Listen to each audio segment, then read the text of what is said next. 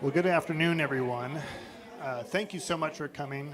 Welcome to the Fayetteville Public Library. My name is Joel Bunch. I'm a reference librarian, and I just want to say a big thank you to the KUAF R Word podcast, as well as the Zacchaeus Foundation. Yes, give them a round of applause. We've been partnering with them for a little while on bringing these events. Hope to continue doing that. So today we have Dr. Christina Edmondson, author of Faithful Antiracism. Dr. Edmondson is going to be talking about their book. They'll also be doing a curated conversation, and then the Q&A, and then there'll be a book signing following that. Pearls is on hand, and the back there, Daniel has copies for sale. And then we also have a box in the back if you'd like to tell us what you thought about today's event. There are feedback forms in your chairs. We'd love to hear your comments, your ideas for the future. We read each and every one of those. And also, there is a book display in the back of books from the library's collection that are all available for checkout on related themes to today's topic. So feel free to check those out. There's also a Pathfinder with more resources. So please join me in welcoming Dr. Edmondson.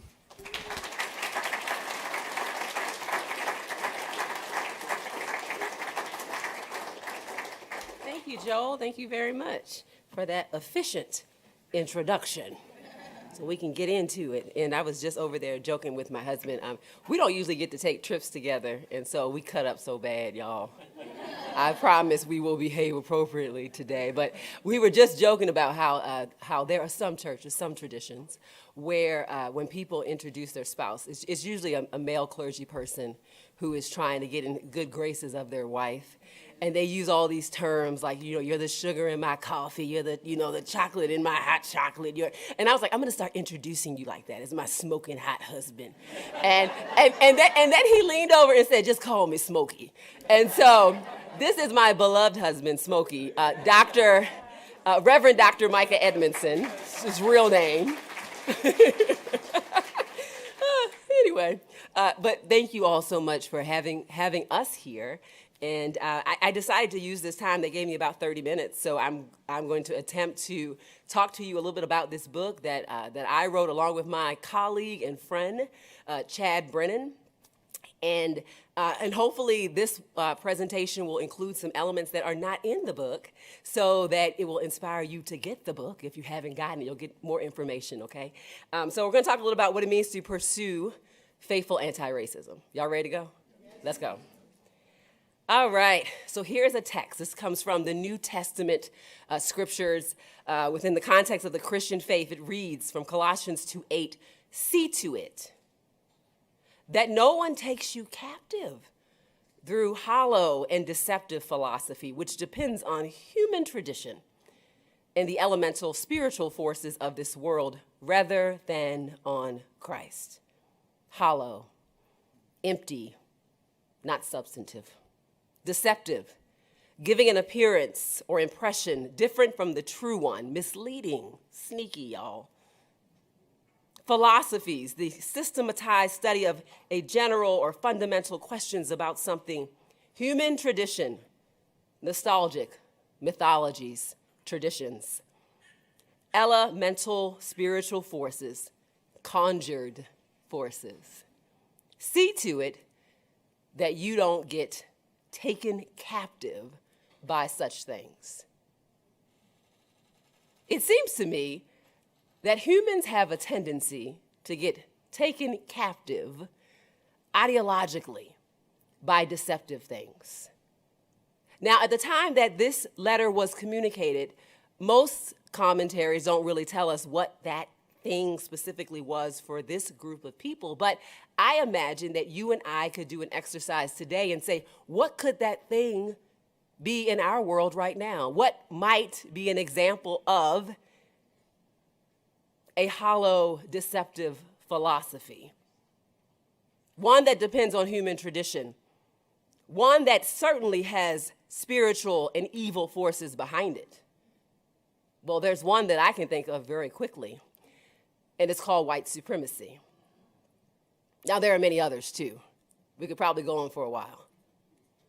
But We're reminded in this text, and maybe in this short presentation today, the importance of seeing to it. That means being in a defensive posture, taking it seriously, not being so high-minded that you are above deception. Because I must tell you, the easiest person to trick is one who thinks they can't be. So what is faithful anti-racism? Why did we title this book this way, knowing that it would make people upset? And let me tell you, it has made people upset. Listen, I do not get up in the morning with the goal of making the people mad. I really don't. I really do like to live on mind your business street, okay? But I felt like, yeah, well, let's just name it what we're talking about, on the nose. And so it is called Faithful in two ways. In two ways it is faithful, or we attempt to be faithful. Full of faith. We are talking about anti-racism from our particular religious tradition, which is the Christian faith. Chad and I, as we wrote this book. But also faithful has to do with kind of a disposition and integrity, a kind of a character, the way that you operate in this world. And so we were attempting to be, one, filled with faith as people of faith, but also to have great integrity as we pursue anti-racism, because character matters. And anti-racism, what does this mean? So I am grateful for the work of Ibram Kendi and other contemporary historians, for example. But the word anti-racism certainly predates the last 10 or even 20 years. I would propose to you that the word goes all the way back to race in and of itself. And that there always have been people, since the categorization and stratifying of human beings has been put out for the purpose of profit, who have said, not on my watch, who have been anti-racist. And certainly there have been generations of abolitionists of various forms who would have also worn that hat. So when we're talking about anti-racism, we're talking about an old term, a term that goes all the way back to the manufacturing of racialization for the purpose of profit. And as long as there's been one person who said it's not right, we've had anti-racists in the room. But I'm in the South, and I'm in Arkansas. This is mainly going to focus on Georgia and Tennessee, which is great. But the reason why I think Chad and I thought it was important to write this book is because we are educators. I was raised by an educator. Shout out to my mom, Baltimore City Public Schools. And while I don't think that education changes human hearts, I really don't. I think a heart that is being changed will seek to know better and to do better. But I also know that education and propaganda are incredibly powerful. It has shaped our imaginations, and by us, I mean those of us in the context of the U.S., from the South to the North to the East to the West. And I want to show you an example of that before we get into what I hope are some of the highlights and some additional information from the book. You ready? Listen to how this textbook describes slavery. The master often had a barbecue or a picnic for his slaves. Then they had a great frolic. Even while working in the cotton fields, they sang songs. The beat of the music and the richness of their voices made work seem light. Yikes, that's from History of Georgia, a textbook published in 1954 that was taught across junior high schools in Georgia for decades. That sort of language is part of an intellectual movement called the Lost Cause, a distorted version of American Civil War history that's been prevalent in the South for a long time. It took shape soon after the defeat of the Confederate States in the war, when Southern historians like Edward Pollard and former Confederate General Jubal Early started preserving the South's perspective through their writings. They framed the Confederate cause as a heroic defense of the Southern way of life against the overwhelming forces in the North. That narrative has a few basic tenets: the glorification of Confederate soldiers who died for a cause they believed in, the belief that slavery was the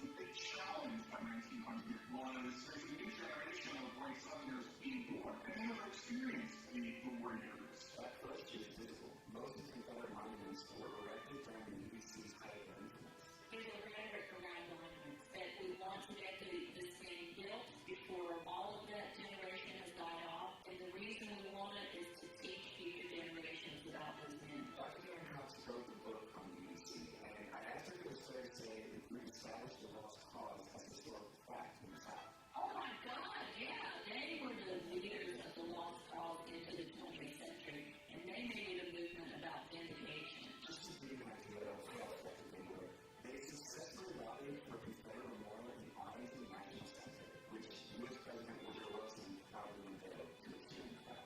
And that's an influence, right? Monuments are the reason what we did.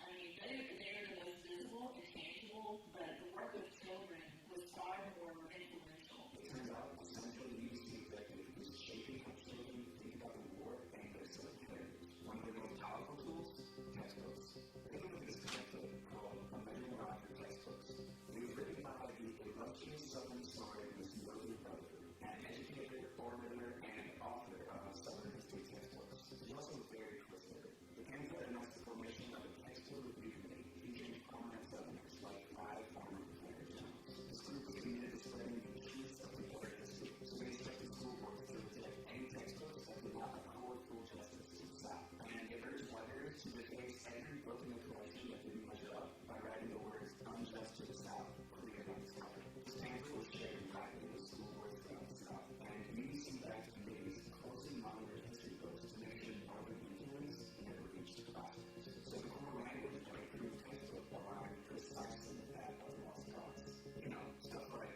the Confederacy laws were between the states, but Georgia never forgot to honor Confederate soldiers.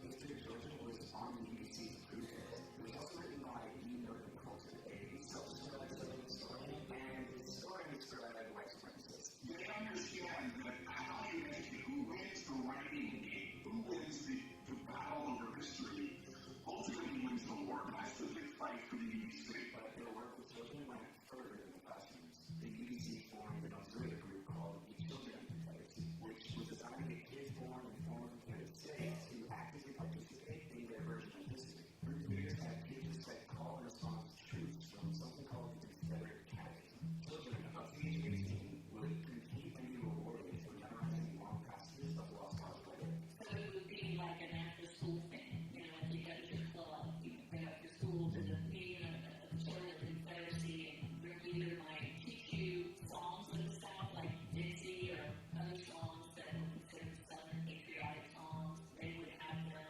write essays, go visit the veterans, and learn this catechism. Children were also the centerpiece of their community's monument buildings, like this living flag at the dedication of the Stonewall Jackson Monument.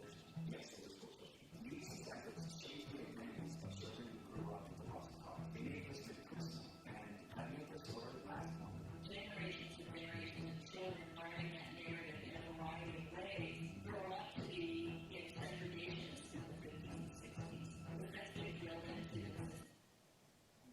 Well, for a long time.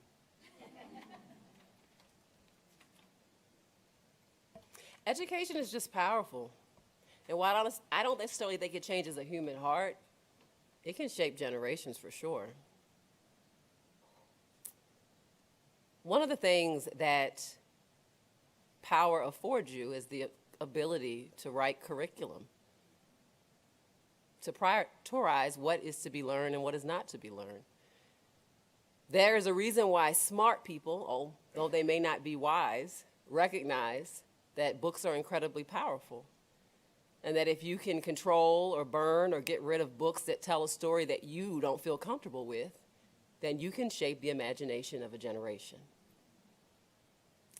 I've heard that's happening now in some places. Psychologists use a concept called strategic ignorance. And I don't know about you, but there are some things in my life and in this world that I just don't want to know and just wish it wasn't true.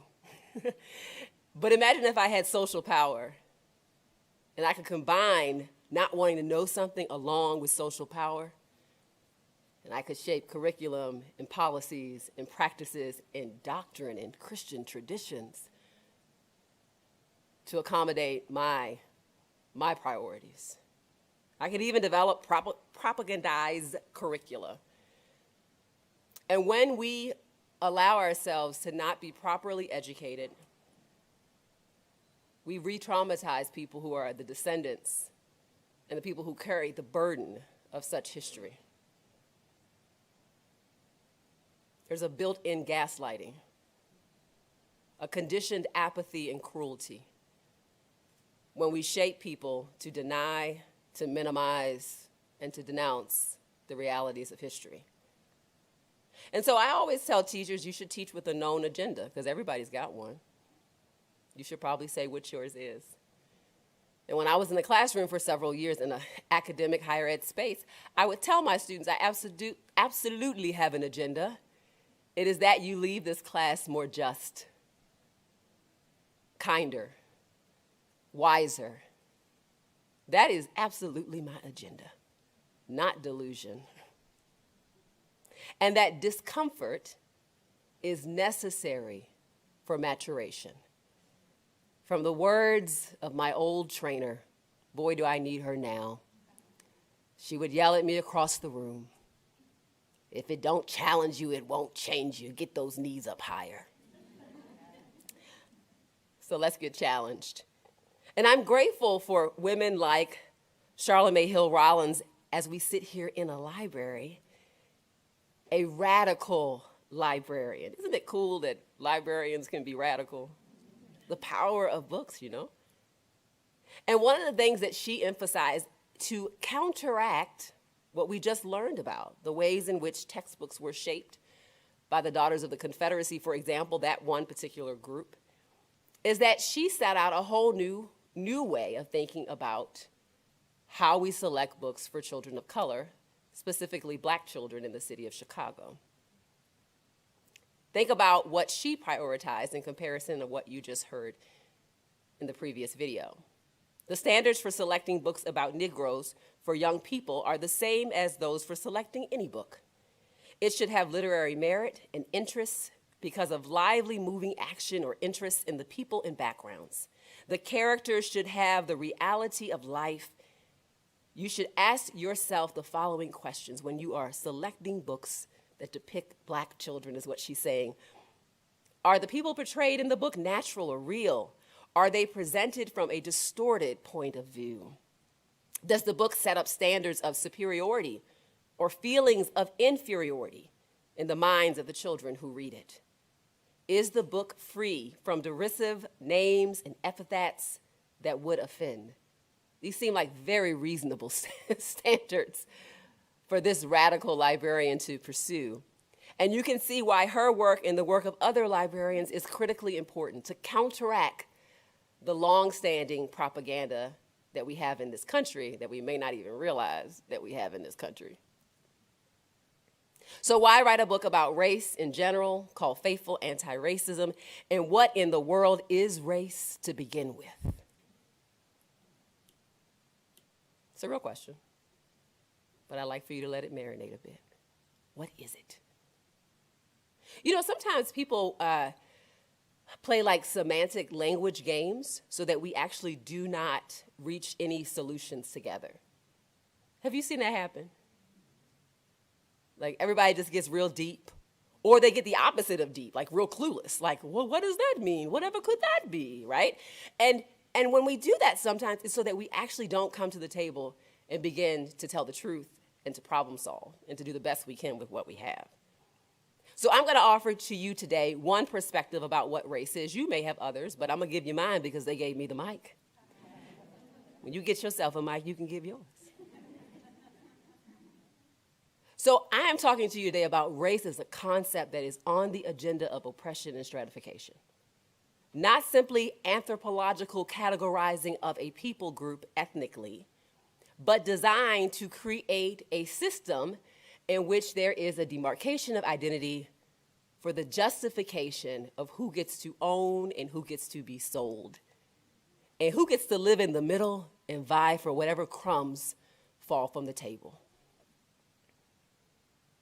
So race in this sense is about categorization for the purpose of stratification. So not just understanding our differences, because we do have differences. Cultures have differences and similarities, but for the purpose of stratification, for the purpose of social hierarchy, so that a system of injustice can be maintained. And we can look to the works of people like Charles Darwin, but many, many others across a whole host of disciplines, including my own psychology, who helped to concretize these pseudosciences about this concept of race. Maybe you've heard the beginning of the title, The Origin of Species. We remember that from school. By means of natural selection. We remember that part. Preservation of favored races in the struggle for life. Maybe not the third line so much. So racial stratification, it takes work. It has to be maintained. People will tell you that it's like natural, like the way it's supposed to be. That's one of those myths. The illusion of normalcy or inevitability, like this is kind of how people live, it's just this is how it's going to be. Every continent has its way of doing this. And yes, there is injustice from people group to people group, but let me tell you something. The United States created a heck of a racialized system. So immoral, yet impressive. So immoral, yet impressive, that Nazi Germany and apartheid South Africa both said, let's see what they're doing so we can try that over here. That's terrible. Terribly impressive. Exceptionally wicked. And so, this illusion of normalcy, we've got to push back on that. And the other things that maintain racial stratification, well, you've seen this. And depending on where you're from and what generation you're a part of, maybe you've seen it more than others. But the reality is that racial stratification demands violence. It demands blood sacrifices. And if it doesn't have violence on the nose, it has certainly the threat of violence. There are people who are African American who live in different parts of the United States right now precisely because of the threat of violence. The Great Migration is a response to, a reaction to the threat of violence and real violence. My family moved from Mississippi to Maryland for that reason. The other way that racial stratification is cemented, the way that it persists, the way it continues to be propped up is through political powers and laws. Now, we've had a long history of political powers and laws that right on the nose would say, hey, you can come, you can't come. You can go here, you can't go here. But over time, oh, how crass. The language has shifted and changed so that racialization language has become cultural language or nuanced language that doesn't quite say it on the nose but still produces the same effects of social stratification and segregation today. And then here's the big one, and this is why our book is called Faithful Antiracism. Number 3, y'all. What does it take to help us keep racial stratification? Religious and moral complicity. So human beings have this thing called a conscience, or they're supposed to. I mean, seriously, we've never quite measured it, but it's a thing we're supposed to have. Separates us from other animals. This conscience. And I don't know about you, I would imagine for most people the feeling or the viewing of someone being lynched would be disturbing. Traumatizing even. It would require a powerful psychological response to continue life as usual, business as usual, in the face of the hundreds of years of racialized oppression in the United States. It would require a way to still feel like a good person, even while others suffer. And religion can be used to do that very thing. Religion can be used to tell us what we should care about and how much we should care about it. Religion can be used to tell us how we should advocate or if we shouldn't advocate at all, because that is not holy. That is not the business of the church. Religious and moral complicity are an essential component to upholding racial stratification. At least that's what we propose. Which is why we believe that people of faith, and in the context of the United States, specifically Christians and white Christians on the nose, have a particular burden because they have a particular legacy and they still retain a particular power that could be used to be complicit or to do something about racial injustice. You tracking with me? Now, remember, I just described something that is super traumatizing. It's painful. It's awful, right? And it shapes all of us.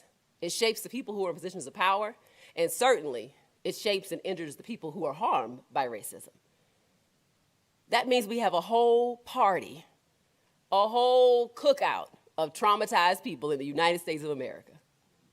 Now, of course, I see it this way. I'm a psychologist with a trauma background, so we see trauma everywhere, y'all. But I feel like I could make a decent case for this, that we are a traumatized people. And the way in which racial trauma for people of color, but even for people who are in the racially dominant group, works out, I would propose to you is the way that everything works out when a stimuli frightens us, when it threatens us. Our nervous system kicks into gear, deciding I need to preserve your life.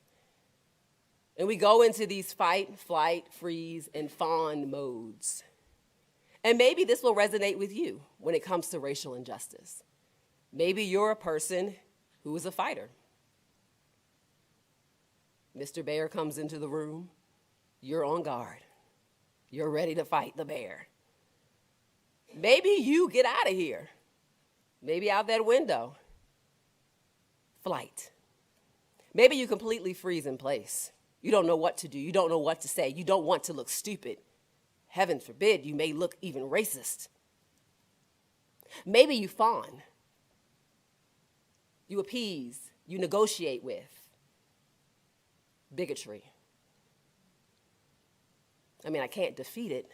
How can I coax it? How can I go along with it? I don't want to upset it. Fight, flight, freeze, fawn to this traumatic reality of racism. So I'm going to scoot us ahead because I want to make sure we have a good time for our conversation in the panel. So why don't we do something about it? Why don't we do something about it? Why don't we do something about racism? Well, one of the reasons why we don't do things about it, the people who have power to do something about it, is because it's costly. It will actually cost something. It's because it's painful. Because throughout history, people who actually have done something about it, they pay a price for it. And so we count the costs. Suppose one of you wants to build a tower. Won't you first sit down and estimate the cost to see if you have enough money to complete it? Can you get it done? Do you have the fortitude? Do you have the strategy? Do you have the community? Were you just sad and angry when you saw that footage of that officer with his knee on that man's neck for 8 minutes? But like most of the nation, 6 months later, you said, I'm tired of talking about this black stuff. Counting the costs. And here are the real costs: isolation, in-group abandonment. This is what happens when people tell the truth about racism. It's a downer, y'all, but I think it's good to know. Isolation and in-group abandonment, specifically for white people. When they say the obvious, racism is real and it is wrong and we should stop it, you should anticipate isolation and in-group abandonment. You should also anticipate potentially violence and harassment. Not because I want this to be the reality, because history has shown that it is the reality. You may even feel your own sense of despair and doubt. Is this worth it? This is painful. I could just look away. And then here's the big one. And Americans, we really don't like this typically. There's no guarantees.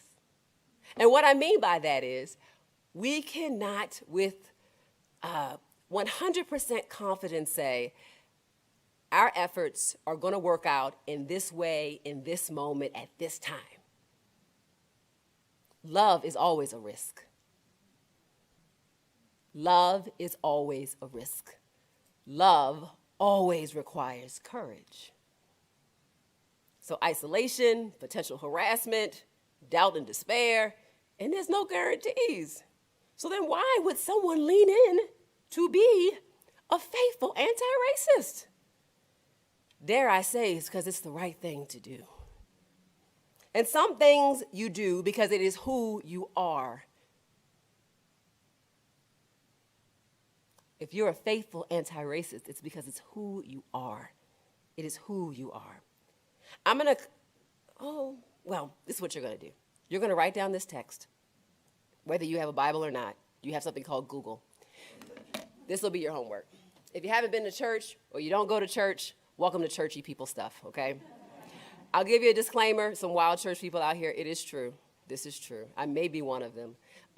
But if you look at this, you can look at it purely from a sociological standpoint, I promise, okay? Acts 16, 16 through 30, this is your homework. I want you to look it up.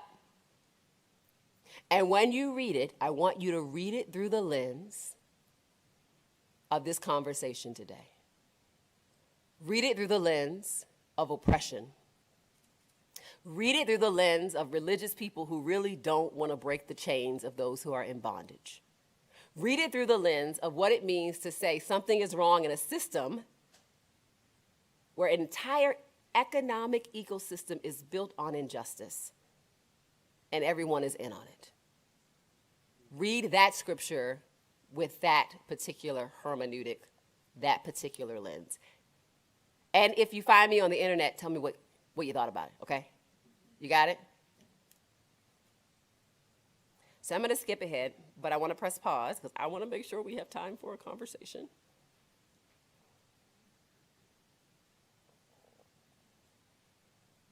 These are all things you'll find in the book. How do you fix racism? The things that are magical thinking that actually don't work. Like the younger generation is going to help us. Yeah, they're racist too. They're racist and they can use technology, okay? I'm just telling you. I mean, matter of fact, maybe I'll show you that one. You might get a kick out of that one. You know, there was once a person named George Washington, you might be familiar with him, who said when he was asked to join an anti-slavery petition, you know, Washington owned many people, in 1785, he responded, "It would be dangerous to make a frontal attack on a prejudice which is beginning to decrease." In other words, it's just a matter of time. This is about to go away. Slavery's not going to be a thing tomorrow. It's all good. That was in 1785, y'all. Slavery would not be abolished for another 80 years. The younger generation will not save us. They're embarrassed by us right now. I'm going to end with someone whose words are better than mine, who I just got to hear from a few days ago. But hopefully it will motivate you. 1, to buy the book. 2, to do your home assignment, right? And 3, to know that being a faithful anti-racist is about doing what you can with what you have in this present moment. Faithful, not perfection, faithful. We have this exhibit in our museum. We have these jars of soil that we put on the shelves, and they're from lynching sites. We had a lady back in the one of the sites, and she was nervous when she got there because it was a remote location on a dirt road. And she was out of the site. She got on her knees. She was going to start reading and a pickup truck drove by. Big white guy in the truck stares at her, slows down, turns around, dives back again, stares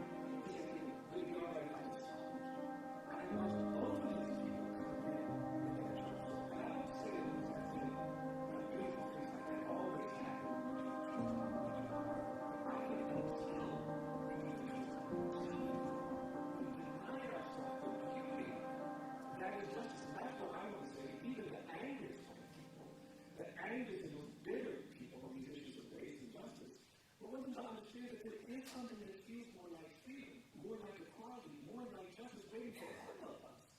But to get there, we have to have the courage to actually address it. The issue.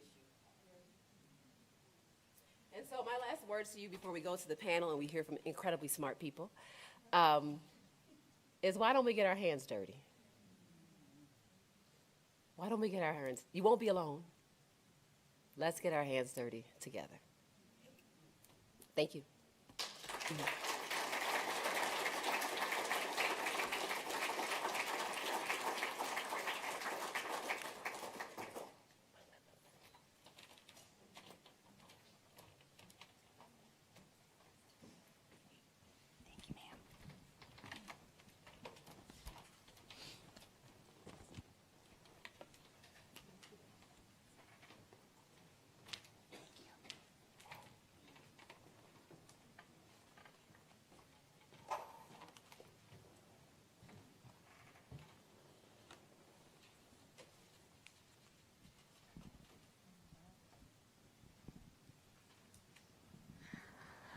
Hello, hello, hello. Good afternoon, everyone.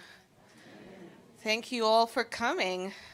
You've filled this room and provided Dr. Edmondson with a very warm welcome, and we're so proud of Fayetteville for doing that. Yeah. Well, thank you so much. Hi, I'm Tricia Posey from John Brown University, and a historian. And so I'm so grateful, Dr. Edmondson, for the ways that you highlighted the importance of history. And I'm really looking forward to this conversation with you. And I am Carrie Banton. I'm the chair of the history department at the University of Arkansas. And, as historians, yes, we're, having to grapple with history. We know that you're in Tennessee and you're probably fighting a bigger battle than us. Bum, bum, bum. But we're grateful to have you here today and to have our community here today to have this much needed discussion and for us to wrestle with this very difficult topic together. I'm so grateful for your book. So grateful for your book. Thank you. Which I led a book group at JBU on this, and the conversations that we had were so rich and meaningful. And so all of you in the room, you need to read this book. And what struck me about it was, you have a background in sociology, in psychology, in trauma therapy, in cultural intelligence. And I saw all of those things come together in this book. Can you talk a little bit about how all of those things wove themselves together as you were working on the book? So one of the points that we try to make about chapter 1 is about faithful anti-racists are wise. There's a spoiler for you.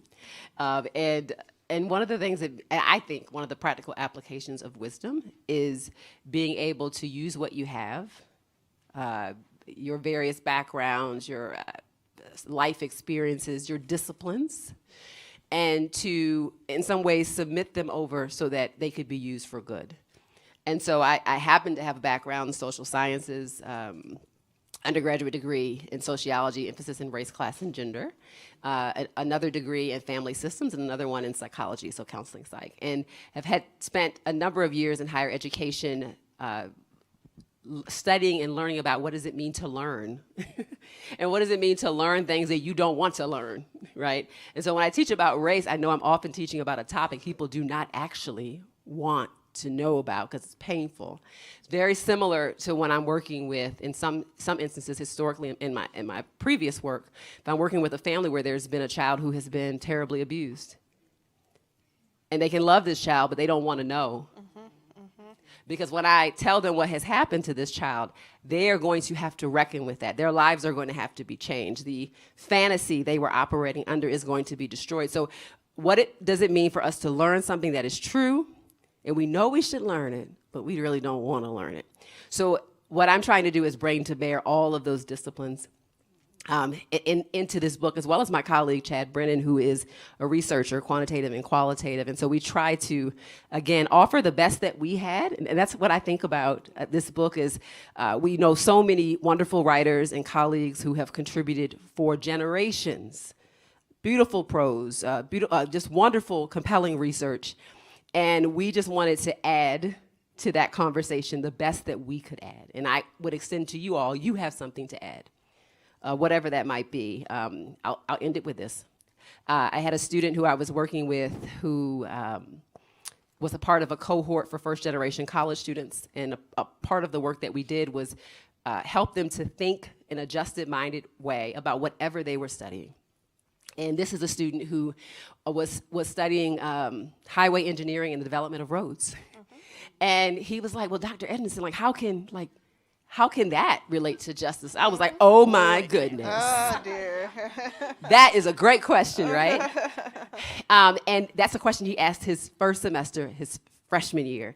And postgraduate school now, right? He can tell you how he can pursue the shaping and the designing of cities in ways that are just, that knit people together, that counteract food deserts, that help people who are locked out of the job market be able to have access to transportation to get into the job market, that there is a just way to think about how we design roads. And so I say that to any and everyone in this room, that whatever you do, whatever your experiences have been, there is a way for you to put that, or to infuse that with the intention of being and doing justice. And it'll be better than what you think it will be.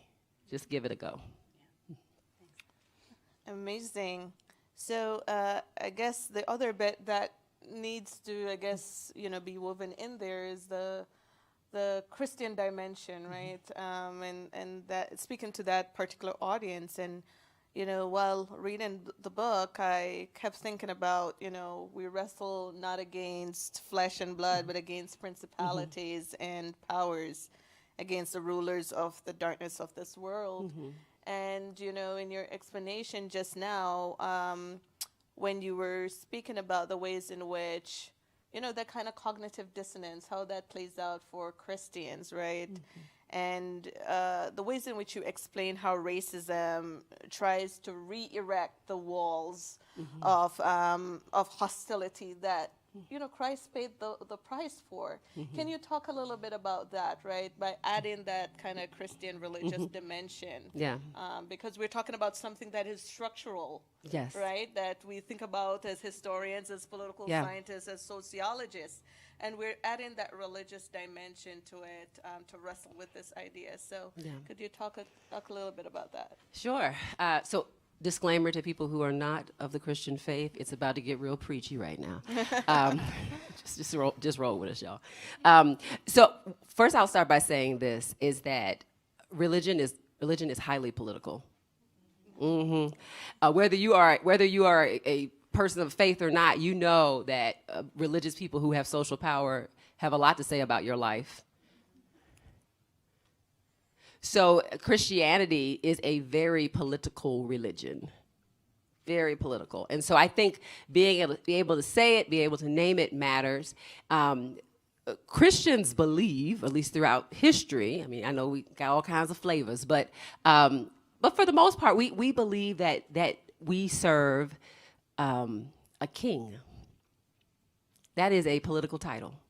That is a ruler. That is a leader. Now, this king is different than the kings that we think of in this world. A king who might hoard spoils and who might colonize and who might dominate. We serve a king who, instead of taking our lives, gave his life. That's a very different kind of king. We serve a leader, a ruler who knows injustice intimately, knows what it means to have nailed above his head, King of the Jews, not in a positive way, but in a slur-like way. That was an insult that was given to him. He knew what it meant to be oppressed by the Roman majority, the political power of his day. He knew what minority status, political status felt like. He knew what it meant to be a day laborer.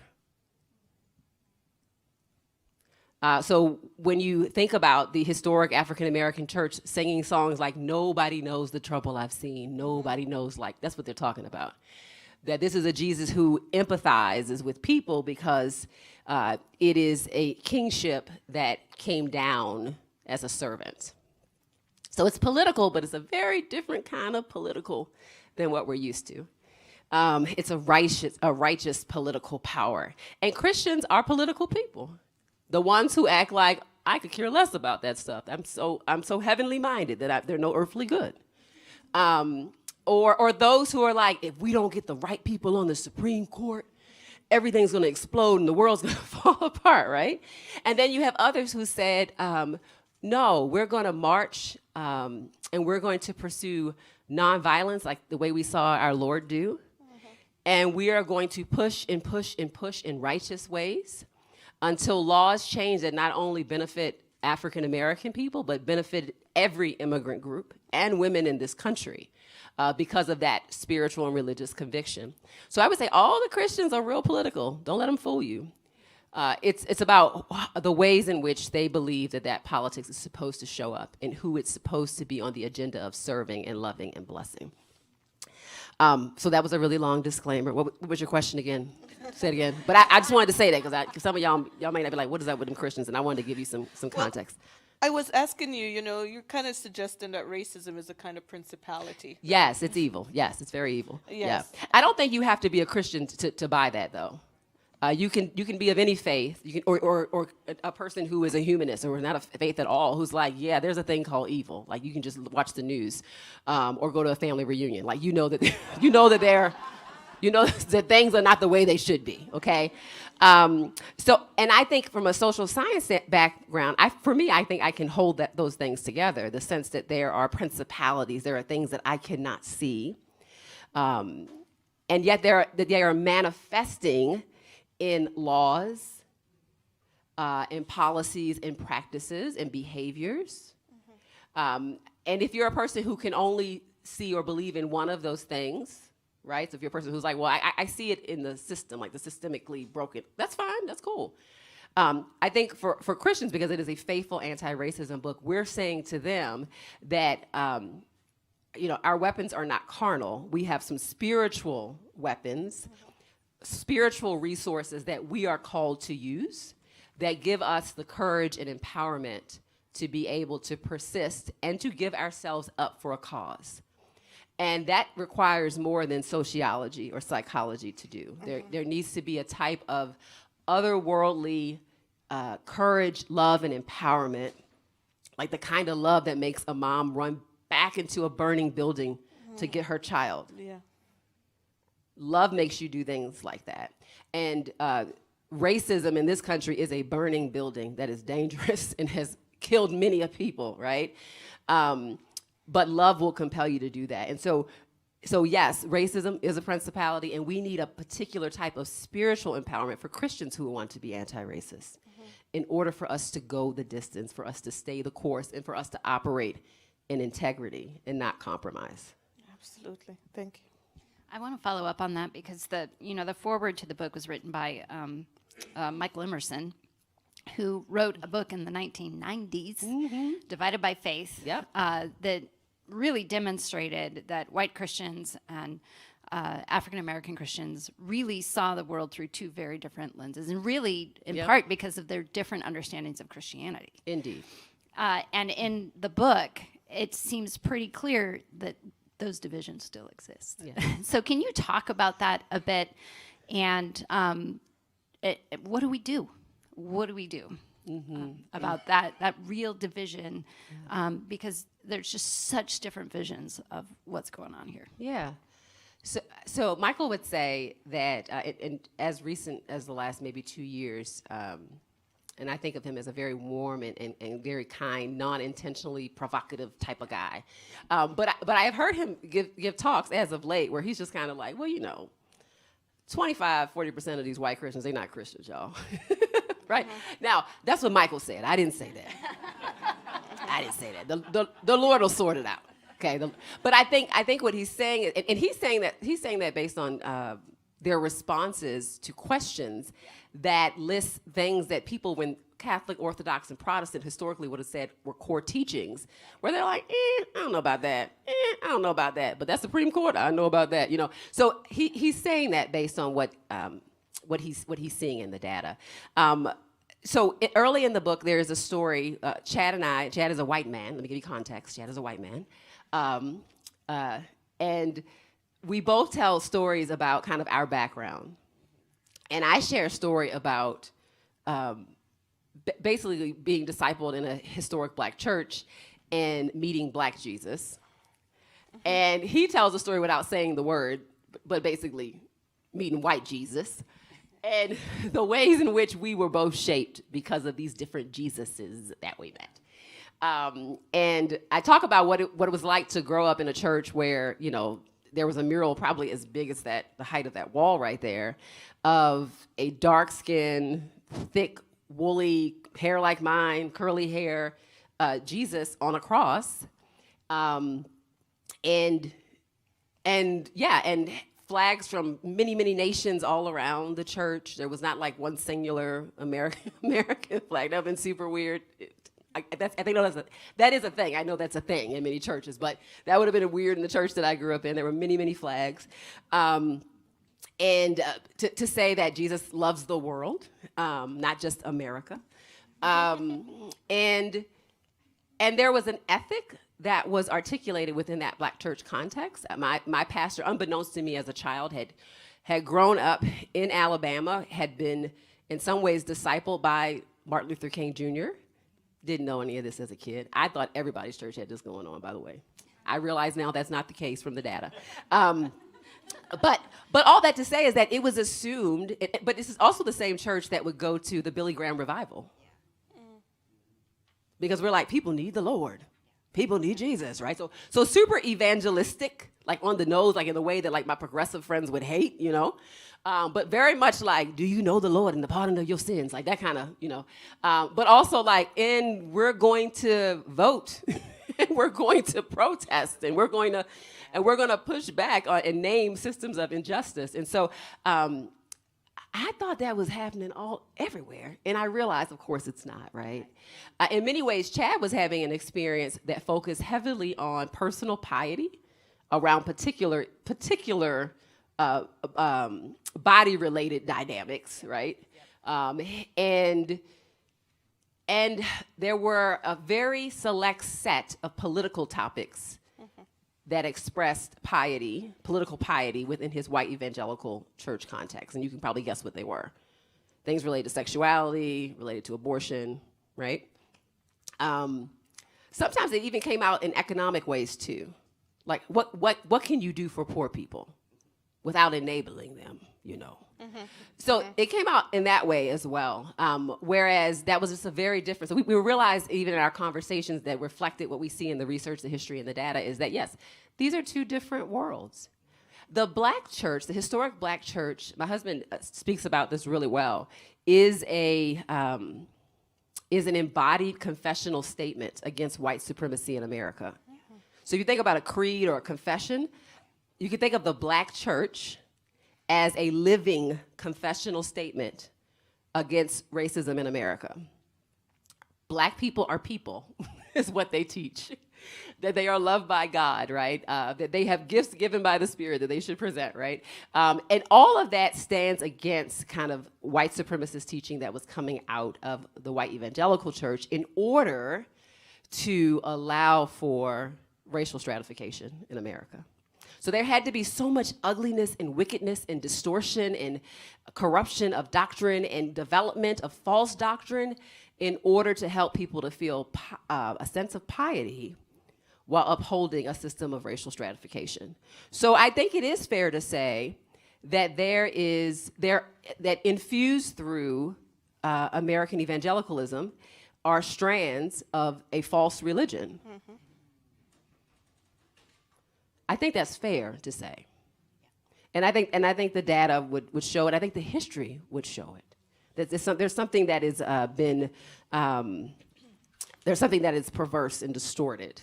That does not mean that even in the midst of that, there are not authentic expressions within it. It's quite interesting that you say that. I'm teaching a class called Black Freedom in the Age of Emancipation right now, and my area of expertise is abolition and colonization, and I often teach about John Newton and Amazing Grace and how that came about, and being a slave, working on a slave ship, and you can hear it in the words. I once was lost, but now I'm found, was blind, but now I see, but, say what? No. Okay. But you could, there's a scholar who talks about the cognitive dissonance that kind of uphold those kinds of things, and you kind of maybe put a little remix on it, and you call it magical thinking. Yes. You know what I mean? That kind of uphold these kinds of things, and you were alluding to it just now, I believe. Can you talk a little bit about this kind of a magical thinking, and what do you mean by it, and the issues that it presents, especially for Christians?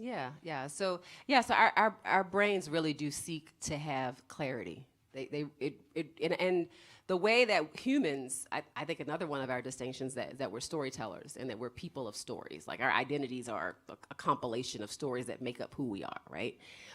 Stories that are about my life, but like my grandmother's life and somebody else's life, right? So we're just we are a library. Look at that. And sometimes our stories are true, and sometimes they straight up lies, okay? And our brain is seeking to, one, be at peace and not triggered. And that's where that kind of, when cognitive dissonance comes into play, where there are these two opposing realities, or there's a lie and there is a reality that we have to reckon with, but we don't want to. Our brain is agitating us to deal with it. One might say maybe it's the conscience as well, right? And we can either lean into truth, which is painful, like working out, like my old trainer would tell me to do, or we can feed lies or distraction or dissociation in order to get out of that feeling and that tension. And this is not just about race. This is all kinds of matters in our lives, right? You think about something right now, right? So in all kinds of ways we wrestle with this, right? And so we talk about it as magical thinking, kind of this fictive narrative that we create in our minds in order to be able to endure that cognitive dissonance, that pressure, that tension that's taking place for us. And we do this in many, many ways. You can think about someone who's in a relationship that's like probably not the best relationship for them to be in. And they're managing that cognitive dissonance by saying things like, it's just a matter of time, they're going to change. They're going to change.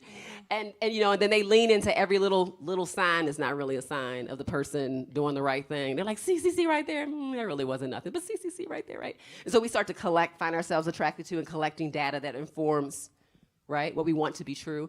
And the truth is, we're all inclined to believe what we want to be true already.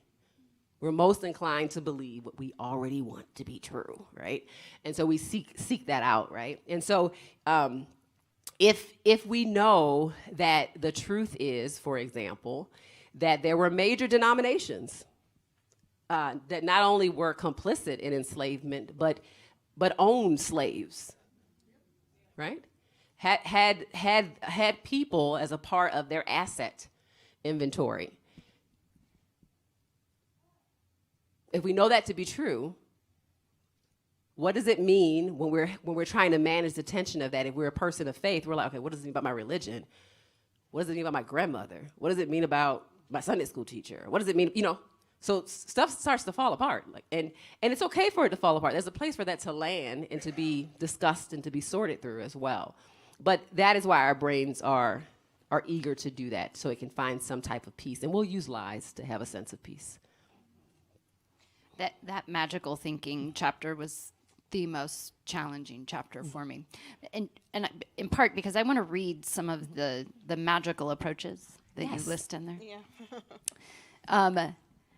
The magic of being woke, the magic of an open-minded younger generation, which you mentioned, the magic of racial diversity training programs, the magic of diversity superheroes.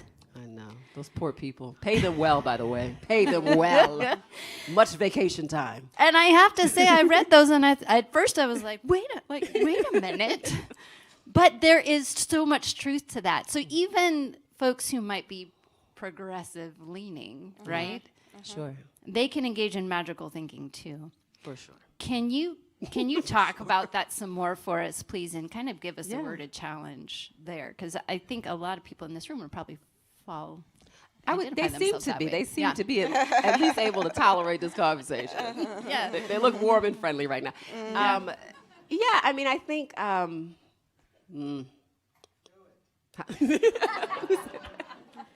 You know what street I'm about to walk down. Yeah. So I mean, I think. There's a problem with feeling like justice has an ending point or awareness has an ending point. Humility says, which ought to be a Christian principle, by the way, but humility says that I'm in a process of maturation. And the more I know, the more I realize I don't know. The more I know, I'm like, oh man, I didn't used to know that. What else don't I know, right? That I think should be the response. I do think that because of, in some ways, the way the Western brain works, the way that Americans and I'm one of them, the way that Americans think about things, we tend to be pretty compartmentalized. Like, I got that. Next. I got this. Next. And issues of injustice, it don't work like that. You don't have it. These things are complicated. They're painful. We have to take stock of how we are complicit, how we contribute, how we benefit. And I do think that there are times when, and I'll just name it specifically, where there may be progressive whites who, their way of not reckoning with how they themselves may benefit from injustice is to point the finger at the other whites. And I mean, I get that. I can see why that would be a thing to do. But as we calling people out, we have to make sure we are calling ourselves in too, right? And so there's some of that rebuke that always goes to us, right? It's always easier to see a speck, this is real Christian, the speck in someone else's eye than the plank in our own.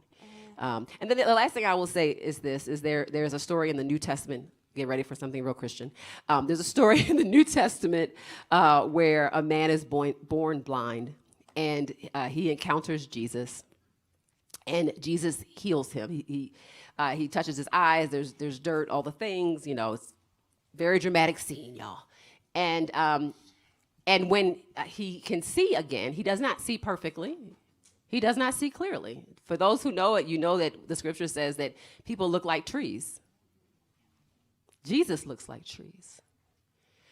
His neighbors look like trees. He does not see people or God rightly when he is first healed. Doesn't mean he hasn't been touched by God. Newton was on that boat for a while, converted, and still on that boat.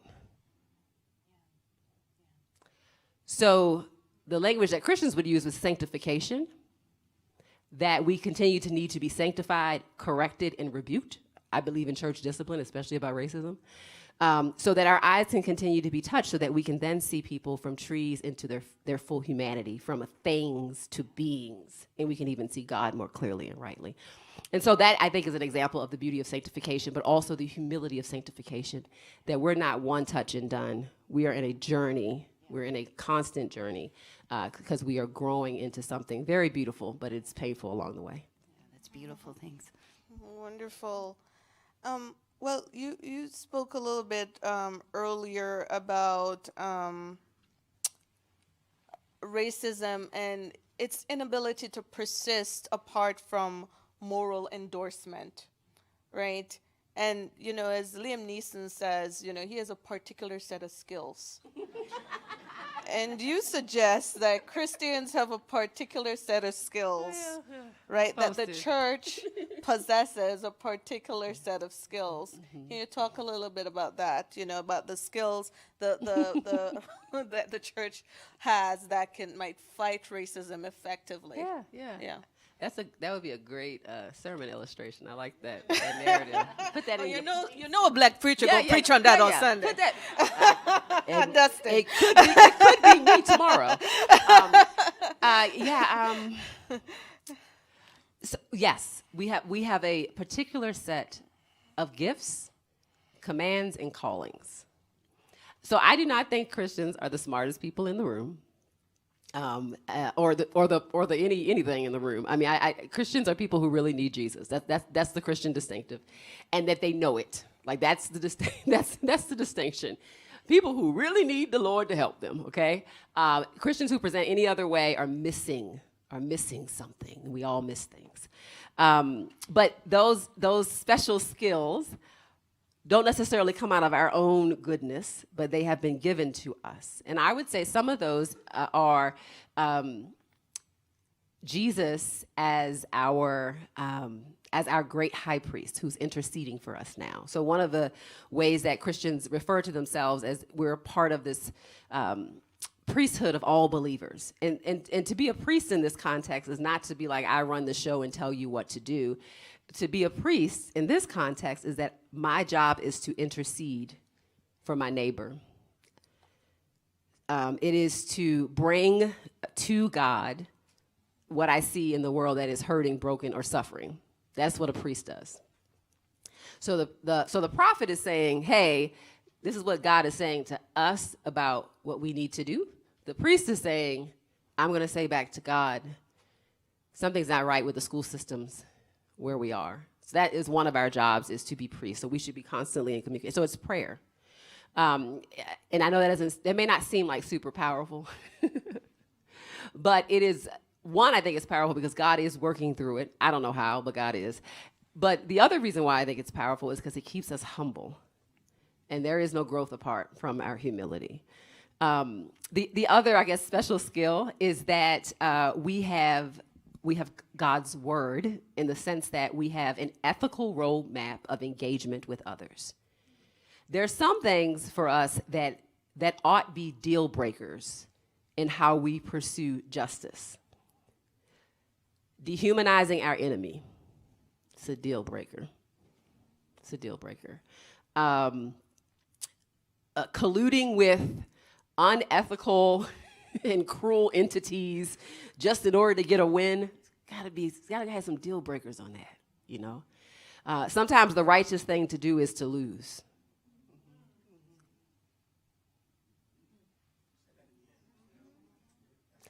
I mean, we literally, and the reason why I'm saying is not because I like to lose. I really don't like to lose. But God does something with with our losses.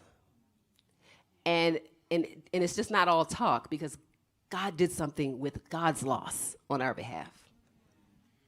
Right? So the center point of the faith is about a redeemed loss.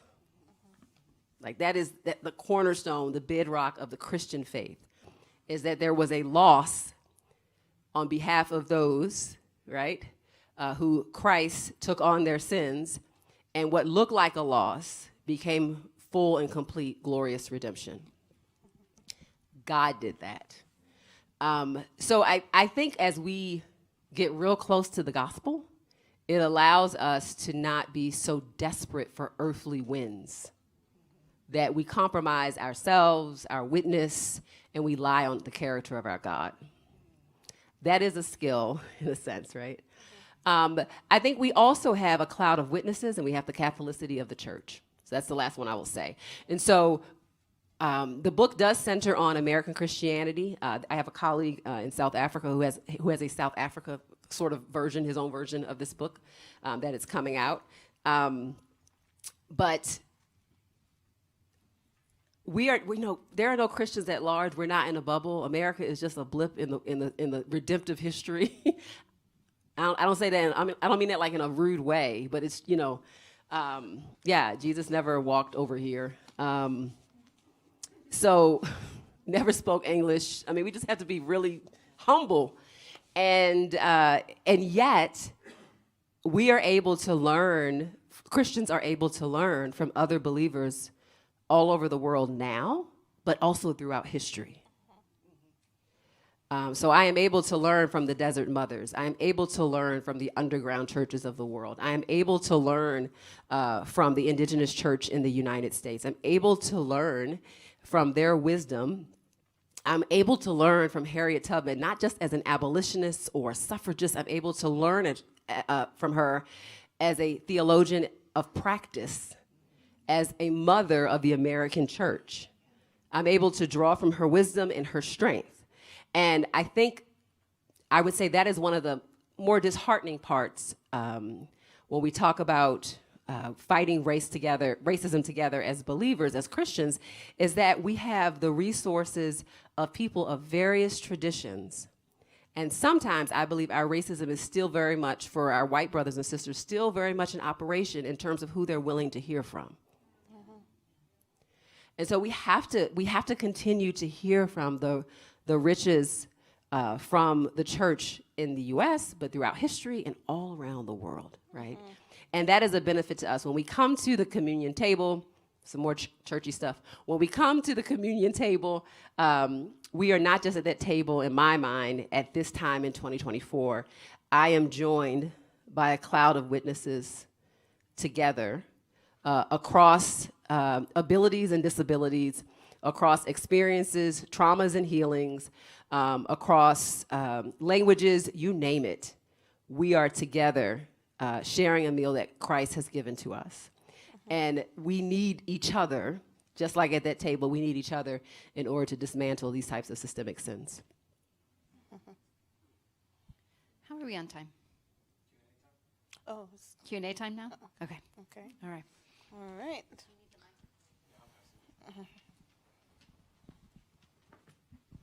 Who has a question they'd like to ask any of these three folks? Raise your hand. Gwen? Is that a stretch or a hand raise? Okay. Come on. Hi. Thank you so much for the discussion. My question connects with the two Jesuses. I want to say I'm Jewish, and that's kind of a nice thing because we never paid any attention to, there was nothing after the Old Testament. So everything that I read as far as Jesus, I'm reading with very fresh eyes.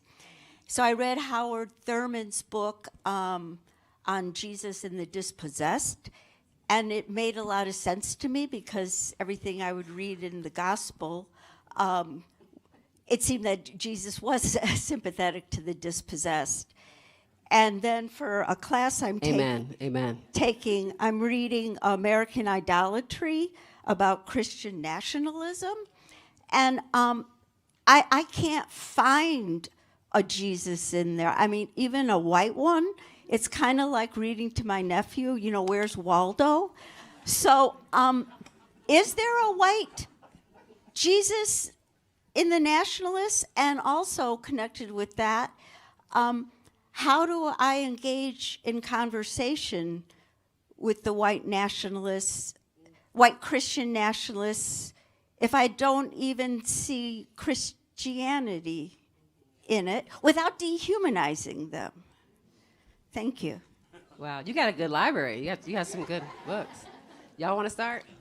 I can tell you she's the most enthusiastic in my class. Hey, is that one of your students? No. Extra credit. Yes. I think you should go first. Okay, they want me to go first. Yeah, so the concept of white Jesus, I'll just play around with that one a little bit, okay? So there is no whiteness in the Hebrew Bible or in the New Testament in the sense of a racial category, right? But the idea that there is a group who has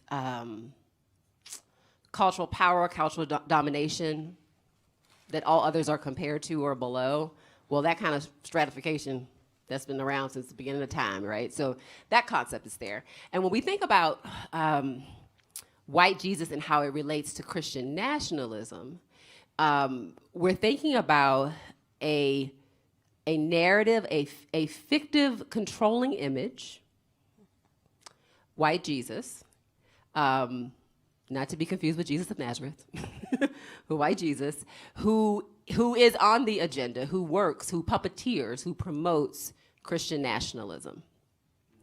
Now, with that being said, even one of the most famous images that have been exported around the world is Swedish Jesus, who is, white Jesus' cousin, okay?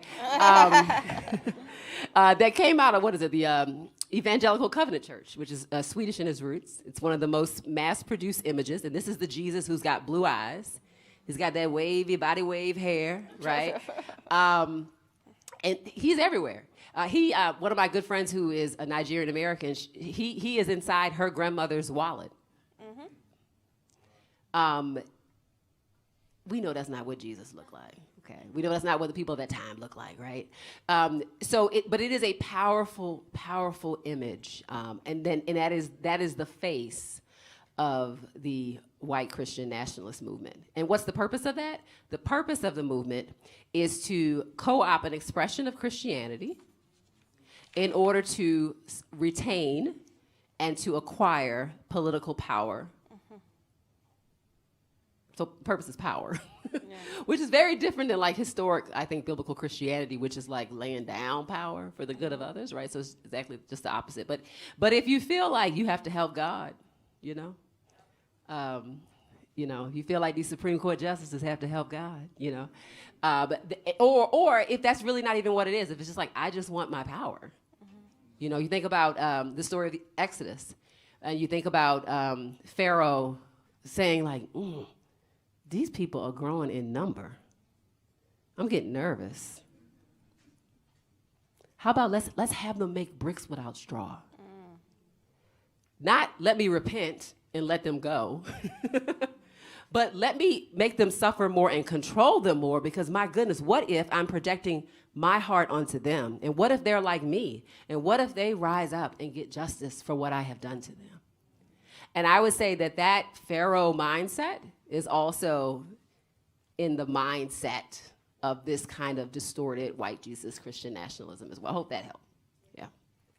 It's quite fascinating, because just thinking about what's going on right now in the Middle East and all of that, and thinking about the social construction of race.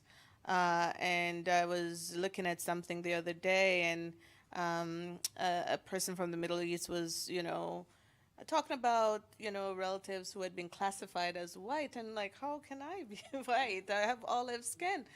Well, it was the dominant power group in this country, whites, was like, well, Jesus is from that area, so if we don't confer whiteness over there, then that means this, powerful figure then, might not, we might not see him through those eyes or, of whiteness if we don't, restructure the narrative and restructure how we racialize certain groups in order to reflect that. So it's quite fascinating. And, speaking of Christian nationalism, I was, thank you for showing that video about the history of Georgia earlier, because, the whole idea of a Confederate catechism was extremely fascinating, right? And can tell, point to some early antecedents to what we're calling Christian nationalism now. Yeah. And on that point of the Confederate Catechism, my husband actually brought a book home to me one day. He said, you have to see this. And it was that Confederate Catechism.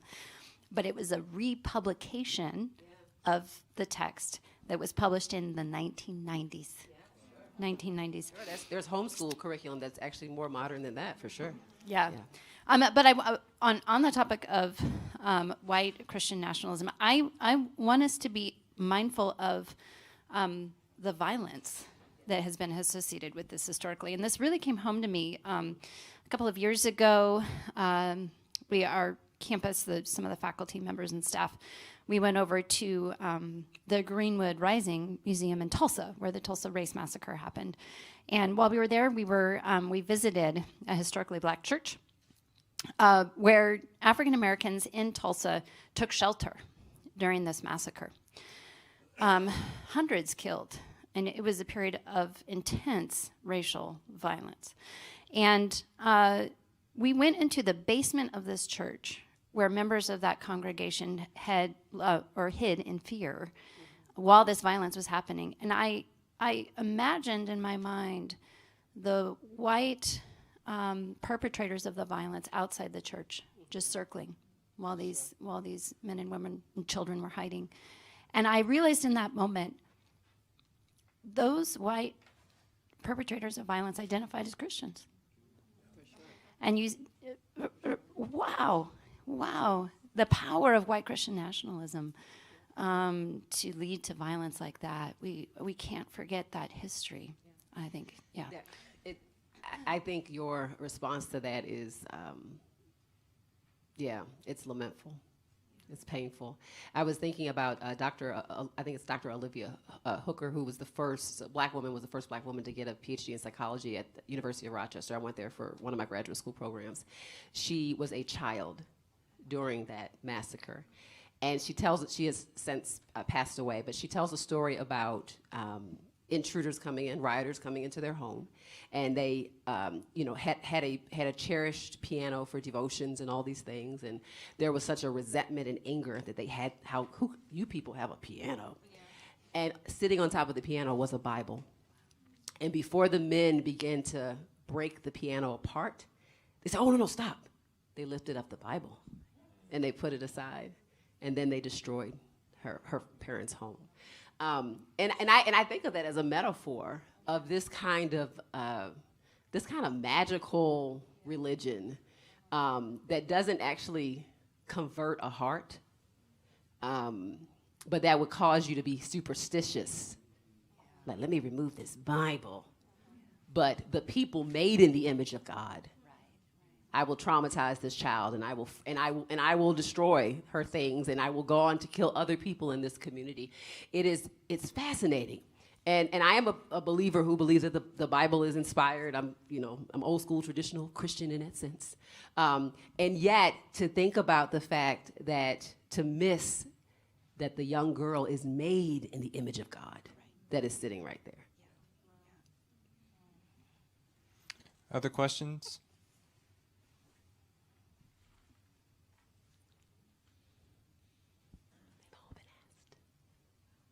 Yeah.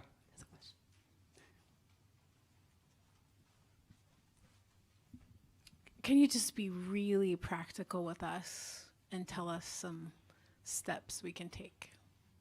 Keep asking the question. As people who care, and this is important. Mm-hmm. Yeah. So maybe a step to take to intentionally call out or dismantle racist practices somewhere.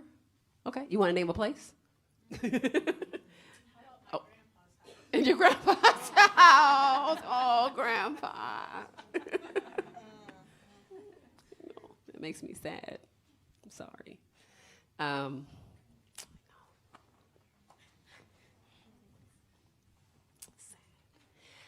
That's the pain point, because y'all, this is not my family. I got a black family, y'all. They got issues too, but they're not quite like this. I recognize that when we're talking about white Christian nationalism, we're talking about people's grandparents, talking about people's mothers, people's husbands that they are currently with. So it's family business. It's deeply painful. So one thing I would say is that there are some ways in which, and I don't want to overstate this, but nobody's here on social media, I'll just say it like this, okay? That there is a very real propagandizing indoctrination process into white Christian nationalism. And some of us, some psychologists, we think of it as akin to being indoctrinated into kind of any hate group. And there are many people who have studied what does it take to pull people out of an ideology of harm. Like, there's an actual process to do that. The one thing I will say is this, and since you mentioned Grandpa specifically, right, is that people sound like the communities where they think they belong. So belonging drives gang membership, and I would say white Christian nationalism might be a gang, but but I know that's controversial, but I'm gonna say it. But it drives identity and connection around that space too. And when I think about recently, like the ex-evangelical movement, which was largely like white people who were embarrassed by their parents, because their parents were cutting up, you know. And it was more than that, but I think that was some of it too. And I get why people were like, okay, I just can't deal with this anymore.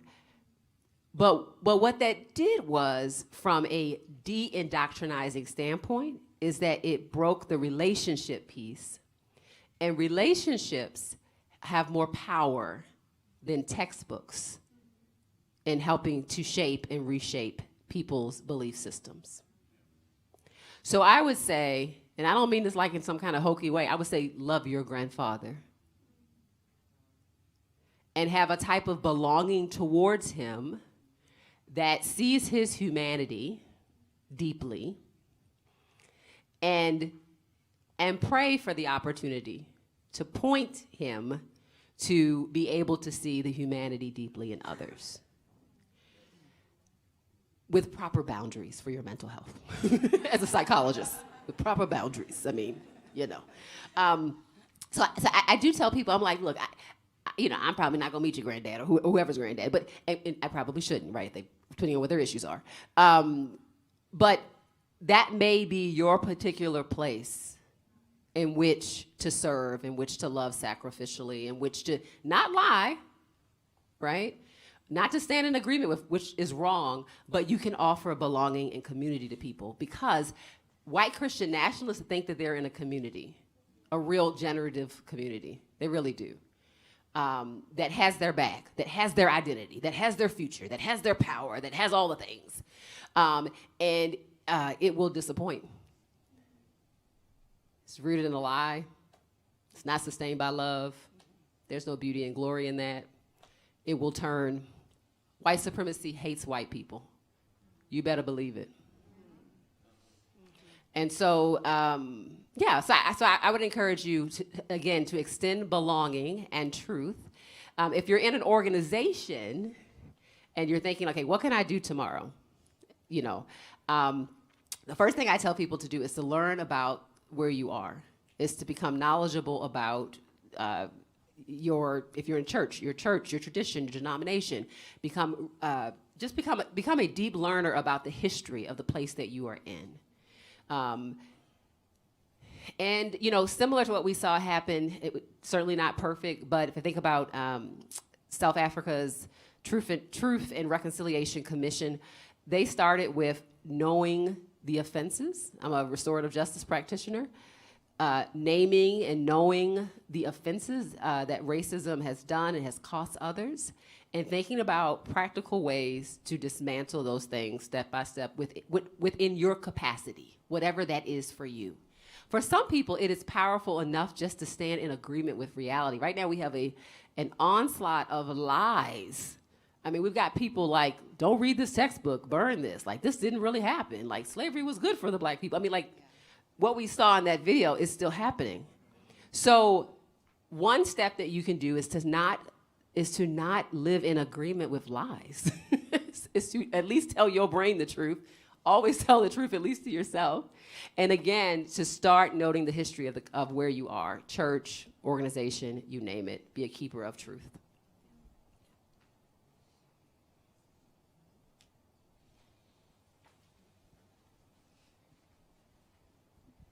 Thank you for being here. Thank you for the opportunity. I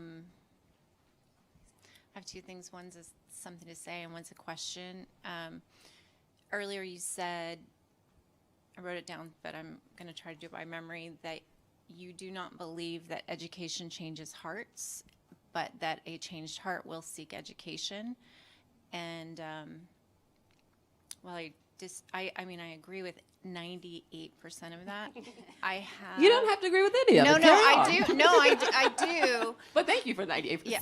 However, I have found a place, a group, that I have been doing this work, and I have seen for those whose hearts need changing simply because they don't know that it exists yet. I have found that education delivered in a community of grace-filled, loving, multiracial community can change the heart enough to crave and want more education. Just a bit of hopefulness. My question, however, is part of my learning and my work has helped me to see that white supremacy harms every one of us, and that the trauma, I'm going to lean on what I've learned in the work to feel confident to say this, but that the trauma is also experienced by white people. Oh, that's for sure. Right? Particularly children seeing it. And I grew up part of my childhood next to a sundown town. And I remember that billboard.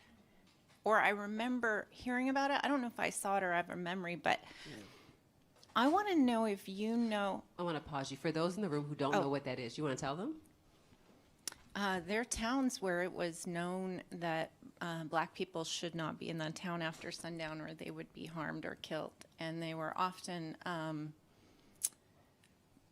that was communicated on billboards. All over the country, not all just over the the South. country. Yeah. Yeah, here in And Northwest Arkansas. so coming here, I didn't actually realize you had a focus on trauma-informed therapy, but my question is, are there places where there are interracial kind of doing business with that trauma? Because sometimes I don't want to say, hey, I've got trauma, because my trauma is the very little t compared to the systemic trauma of racism in this country. But my heart craves a place where we can work on those things together. And I wonder if you know practices or people who are doing that. So off the top of my head, I cannot think of a practitioner specifically working with white Americans who've experienced racialized trauma, vicarious trauma, or the trauma of whiteness. I will say that the person who I know who has written about that topic the most is Mark Charles. Do you know who Mark Charles is? Okay, Mark Charles is a biracial man, Navajo and white, and he specifically writes about how trauma impacts white people in our racialized society. So Mark Charles comes to mind. He's got a book about the doctrine of discovery. There might be ringing some bells in here, baby. And I'll do some digging around that, and I will let Lowell know if I can think of somebody. Yeah, sure. I also want to mention the book Dying of Whiteness. Yeah, that was recently published. Yeah, all the ways in which white supremacy harm white people. I'm struggling. I think it's a professor at Vanderbilt who wrote that book. So I would really like universal health care, y'all. I really would like it. I mean, and you know why we don't have it, right?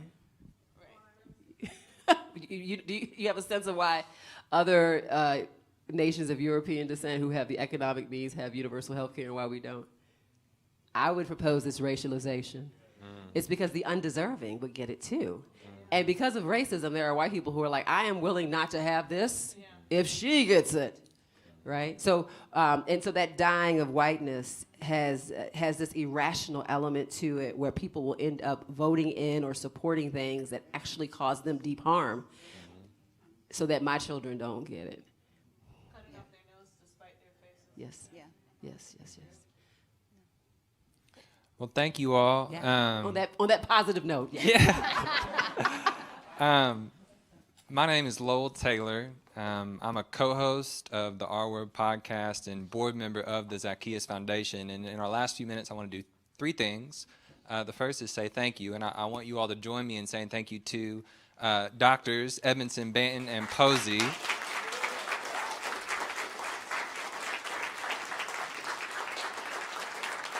Well-deserved standing ovation.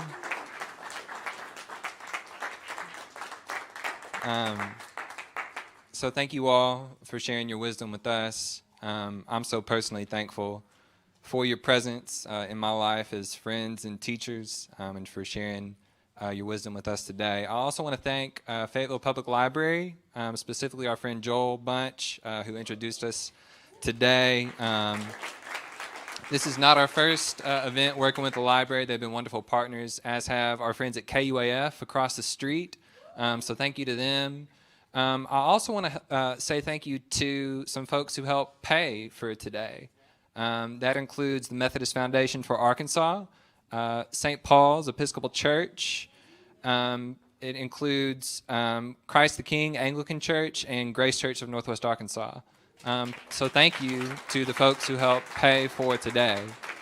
Lastly, I want to thank you all for being here. This is, as I mentioned, not our first event, but it is our best attended at about 60 folks. It won't be our last event, so I hope that you continue to come. Two other things I want to do briefly are to introduce the Zacchaeus Foundation and invite you all to work with us. So I'll do that very briefly, but the Zacchaeus Foundation is a nonprofit working for racial healing in Northwest Arkansas. We are working to repair truth, wealth, and power. Truth by educating white people like me about reparations. Wealth by investing in black-led nonprofits here in Northwest Arkansas, and power by empowering black people to decide who receives the money. So that's a very brief introduction to the Zacchaeus Foundation. An invitation to work with us. I'm thankful that we have black, white, and perhaps other identifying people in the room, but for just a brief minute, I want to speak to the white folks and suggest that there may be two kinds of white people in the room today. Those asking whether we should practice reparations, and those asking how we could. Whether we should, how we could. So two invitations to those asking whether we should, who are perhaps unsure. I invite you to educate yourselves. There's a number of ways to do that, but two are to listen to the podcast. Dr. Edmondson has been on the podcast previously, as have many other people smarter than me. So I invite you to listen to the podcast and to attend future events that will be here at the library and other places. Information about those events is on the handout with QR codes aplenty, okay? But what about the second group of white people, perhaps those who would say, you know what, I think that we should practice reparations, but are asking, well, how could we do that? I want to propose that we can here now. And I want to invite you to invest in the Zacchaeus Fund for Black-led nonprofits. Now, you received what looks like a condiment container, about 50 of you, with a dime and a penny in it. So, like, why were you given 11 cents? The black-white wealth gap means the average black household has 10% of the wealth of the average white household. A dime to every dollar. The black-white wealth gap was opened by theft. So those of us who are white have the opportunity to close it by returning what we have stolen. So the invitation to you all, individually, institutionally, white people, white churches, is to invest 1% of your annual income, your annual tithes in the Zacchaeus Fund, a penny to your dollar. That's an invitation that I extend to you, having decided to do that personally. So that's what my family's doing, and I invite you to join us. So I think, you know, one of your questions was, what can we do? There's more than one thing to do. This is not the way to be faithfully anti-racist or to practice reparations, but it is a way. So I wanted to conclude with those last words. With that, we do have time. Dr. Edmondson will be in the back signing copies of her book, Faithful Antiracism, if you care to stay for that. And then there's some other information in terms of where we go from here on your handout. So that's all. Thank you.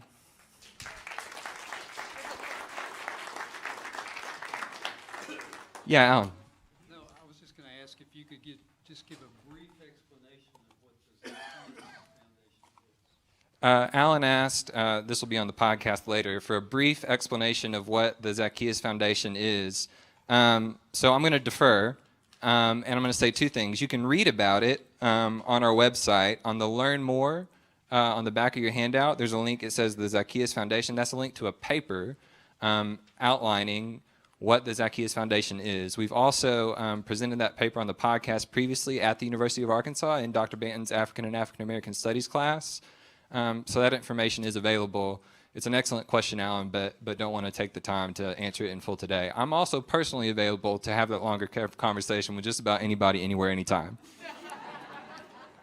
All right. Thank y'all.